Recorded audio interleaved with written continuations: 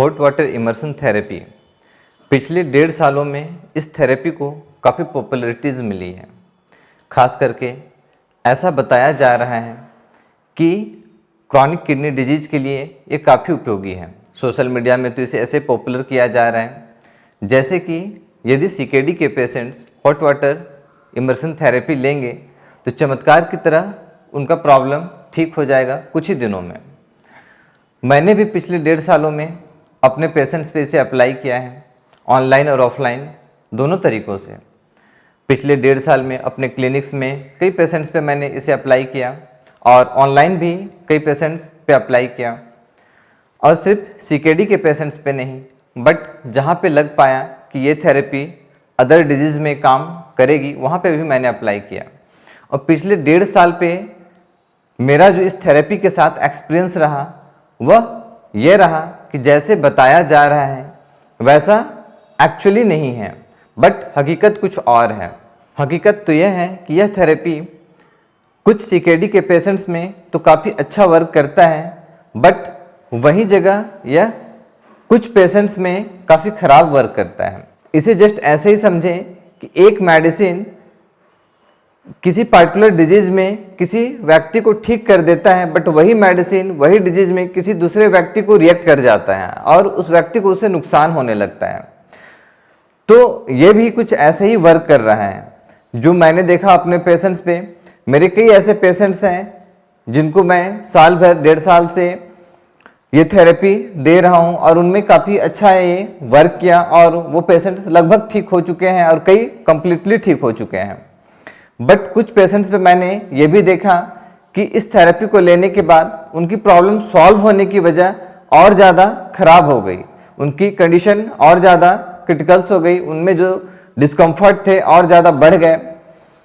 इसी बीच मैंने कुछ ऐसे भी पेशेंट्स देखे जिन्होंने मुझसे कंसल्ट किया और जब उन्होंने ये बताया कि ये थेरेपी लेने के बाद उनकी प्रॉब्लम्स बढ़ गई, तो मैंने उन्हें ये बताया कि ये थेरेपी को आप बंद कर दो, इस थेरेपी की वजह से आपकी प्रॉब्लम बढ़ रही है। तो वहाँ पे उनका कहना ये था कि यह तो एक नेचुरल थेरेपी है, इससे कैसे नुकसान हो सकता है, इससे तो कई सारे पेशेंट ठीक हो रहे हैं। तो इस अगर ब्लाइंड विश्वास के साथ हम इस थेरेपी को लेते रहेंगे और उससे यदि हमें नुकसान हो रहा है और ये चीज़ हमें अगर आइडेंटिफाई हम नहीं कर पाएंगे, प्रॉपर ऑब्जर्वेशन नहीं होगा, तो इसके वजह से हमारी जान भी जा सकती है। और पिछले 1.5 सालों में मैंने ऐसे कई केसेस देखे कि प्रॉपर ऑब्जर्वेशन और एनालिसिस ना होने की वजह से पेशेंट को काफ़ी नुकसान उठाना पड़ा। तो यदि आप इस थेरेपी को अप्लाई करते हैं तो बेटर तो यही होगा कि आप प्रॉपर ऑब्जर्वेशन में किसी अच्छे हेल्थ एक्सपर्ट के सलाह से, उनके ऑब्जर्वेशन में, उनके सुपरविजन में और गाइडेंस में ही इस थेरेपी को अप्लाई करें, ताकि आपको समझ में आए कि उससे आपको फ़ायदा हो रहा है या नुकसान हो रहा है। यदि आपको लगे कि फ़ायदा हो रहा है तो आपको तो यह बिल्कुल अप्लाई करना चाहिए और यह आपकी डिजीज को ठीक करने में काफ़ी हेल्पफुल होगा। बट यदि आपको लगता है कि इससे नुकसान हो रहा है और आपके जो डिस्कम्फर्ट है वो इससे बढ़ रहे हैं, तो आपको तुरंत इसे स्टॉप कर देना चाहिए। अदरवाइज इससे काफ़ी नुकसान हो सकता है और जान तक जाने की संभावना हो सकती है। और ऐसा सिर्फ ये मेरा ऑब्जर्वेशन नहीं है, मेरा स्टडी नहीं है, बल्कि ऐसे कई स्टडी जैसे जो रिसर्च हुए थे 100% पे इनिशियली, वो अभी मेरे सामने ही यहाँ पे रिसर्च पेपर देख सकते हैं। इस पे भी जो डाटा आया है वो इसी तरीके से आया है कि कुछ पेशेंट पे ये उनके जो डिस्कम्फर्ट थे उसे क्योर कर रहा है, ठीक कर रहा है, मिनिमाइज कर रहा है, बट कुछ पेशेंट ऐसे हैं जिस पे कोई भी वर्क नहीं कर रहा है और कुछ सिम्टम्स में, कुछ पेशेंट्स में प्रॉब्लम और ज़्यादा बढ़ जा रहा है। तो इस अगर आप रिसर्च पेपर को भी देखेंगे तो आपको यही पता चलेगा जो मैं आपको बता रहा हूँ। तो इसे जानने के लिए, इस रिसर्च पेपर को पढ़ने के बाद भी मैंने इस थेरेपी को अप्लाई करने वाले कई बड़े बड़े एक्सपर्ट से मैंने बात किया, डॉक्टर से बात किया और हकीकत जानने का प्रयास किया। तो मैक्सिमम जो फीडबैक मुझे मिला, जो रिस्पॉन्स मिला, उनकी भी जो ऑब्जर्वेशन थी कुछ इसी तरीके से थी। कुछ को छोड़ के बाकी सब ने यही रिस्पॉन्स दिया कि ये कुछ लोगों पे तो अच्छा वर्क कर रहा है, बट कुछ लोगों पे सही से वर्क नहीं कर रहा है और कुछ लोगों को इससे नुकसान भी हो रहा है। तो अब यहाँ पे बॉटम ऑफ द लाइन क्या है? बॉटम ऑफ द लाइन ये है कि एक पेशेंट को क्या करना चाहिए, क्या ये थेरेपी लेना चाहिए या नहीं लेना चाहिए। तो देखिए, आपको पहले कोई भी ये नहीं बता सकता है कि इससे फायदा होगा या नहीं होगा। जैसे मैंने मेडिसिन का एग्जांपल दिया कि वो मेडिसिन जो है कोई आपको ये नहीं बता सकता, डॉक्टर या मेडिसिन बनाने वाली कंपनी को, उस मेडिसिन से आपको फायदा होगा या नुकसान होगा। उसी मेडिसिन से वही डिजीज किसी व्यक्ति का ठीक हो जाता है, बट उसी मेडिसिन से वही डिजीज किसी व्यक्ति का और बढ़ जाता है। कई बार वही मेडिसिन के रिएक्शन से जान भी चली जाती है। तो वैसे ही तो डॉक्टर को नहीं पता होता है कि ये मेडिसिन का उस पेशेंट पे क्या इफेक्ट आएगा।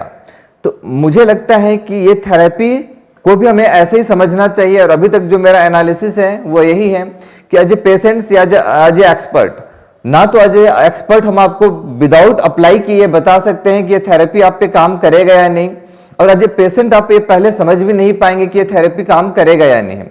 तो हॉट ऑटो इमर्शन थेरेपी यदि आप जब तक अप्लाई नहीं करेंगे तो आपको पता नहीं चलेगा कि उससे आपको बेनिफिट्स हो रहा है या नुकसान हो रहा है। तो आपको अप्लाई तो जरूर करना चाहिए यदि आप सीकेडी के पेशेंट्स हैं या तो किसी अदर डिजीज से भी सफर कर रहे हैं और जहां पे ये थेरेपी आपको काम आ सकता है आपके डिजीज को हील करने में, वहां पे आपको अप्लाई करना चाहिए। बट अभी तक जो मेरा एनालिसिस है, मैंने कई सारे डिजीज पे इसे अप्लाई किया है और अभी तक मैंने सीकेडी के पेशेंट पे ही इसके साइड इफेक्ट देखे हैं, बाकी पेशेंट्स पे मैंने इसके साइड इफेक्ट नहीं देखे हैं अभी तक।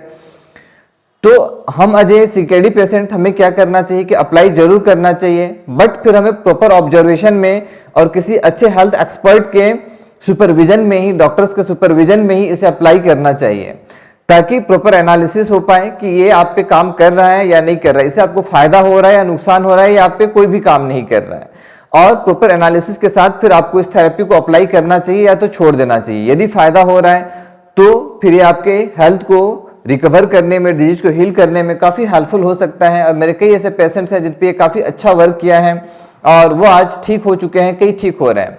बट ऐसे कई पेशेंट्स भी हैं जिसपे ये काफ़ी उसके साइड इफेक्ट्स भी मैंने देखे हैं और उनकी स्थिति को खराब होते हुए भी मैंने देखा है।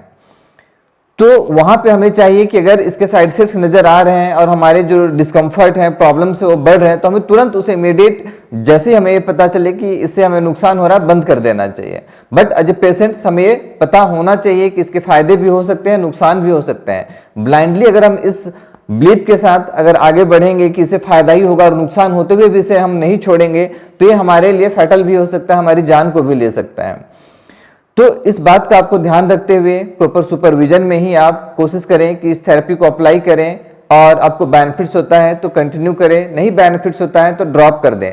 बट फिर आपके मन में ये क्वेश्चन आएगा कि यदि हमें इस थेरेपी से बेनिफिट्स नहीं मिला तो क्या हम ठीक हो पाएंगे या नहीं, क्या अदर ऑप्शंस कुछ है या नहीं, क्योंकि बहुत सारे ऑप्शंस ऑलरेडी आप अप्लाई कर रहे होंगे और आपको बेनिफिट्स नहीं मिल रहा होगा या तो मिल भी रहा होगा। बट अगर मिल रहा होता तो शायद आप इस थेरेपी की तरफ नहीं आते, बट नहीं मिल रहा है तभी आप आ रहे हैं। तो अगर इस थेरेपी से भी आपको बेनिफिट्स नहीं मिला तो क्या सीकेडी ठीक हो सकता है या नहीं। तो यहाँ पे आप देखिए, अगर इस थेरेपी से आपको बेनिफिट्स नहीं मिला तो ऐसा कुछ नहीं है कि सीकेडी को आप ठीक नहीं कर सकते हैं। मेरे कई ऐसे पेशेंट्स हैं जिनको इस थेरेपी से बेनिफिट्स नहीं मिला, बट फिर मैंने उन्हें अदर जो अल्टरनेटिव ऑप्शंस हैं, बहुत सारे ऑप्शंस हैं जिसके थ्रू हम सीकेडी को रिवर्स कर सकते हैं, रिवर्स करने में हेल्प कर सकते हैं। और मैंने ये देखा है कि प्रॉपर तरीके से अगर हमें ट्रीट किया जाए, फिजिकली और मेंटली डिजीज को अगर ट्रीट किया जाए, पेशेंट को प्रॉपर ट्रीट किया जाए तो डिजीज ठीक हो जाता है। ऐसे भी पेशेंट्स को मैंने ठीक होते देखे हैं जिनके 3 डायलिसिस चल रहे थे, आज वो 0 डायलिसिस में आ गए हैं और उनकी हेल्थ कंडीशन काफ़ी अच्छी हो गई है और वो ठीक हो रहे हैं और कई पेशेंट ठीक हो चुके हैं। और ऐसे भी पेशेंट हैं जो डायलिसिस पे भी नहीं गए थे बट उनको सीकेडी स्टार्ट हो चुका था, डायलिसिस की कंडीशन आने वाली थी, ऐसे पेशेंट भी और जल्दी ठीक हो गए। ऐसे पेशेंट को ठीक करना और आसान होता है और जो डायलिसिस में आ चुके हैं उनको लिटिल बिट कॉम्प्लेक्स जरूर होता है, कॉम्प्लेक्सिटी बढ़ जाती है, लेकिन ऐसे पेशेंट भी ठीक हो जाते हैं। तो आपको ये चीज़ समझना पड़ेगा कि दुनिया में कोई ऐसी डिजीज नहीं है जिसे ठीक नहीं किया जा सकता है, बट हाँ कुछ लोग ऐसे जरूर हैं जिसको ठीक करना मुश्किल है। तो इसी थ्योरी पे मैं काम करता हूँ और मैंने ये देखा है कि कोई भी बीमारी क्यों ना हो, सीकेडी सिर्फ नहीं बल्कि अदर बीमारी भी क्यों ना हो, उसको हम बिल्कुल ठीक कर सकते हैं, 100% ठीक कर सकते हैं।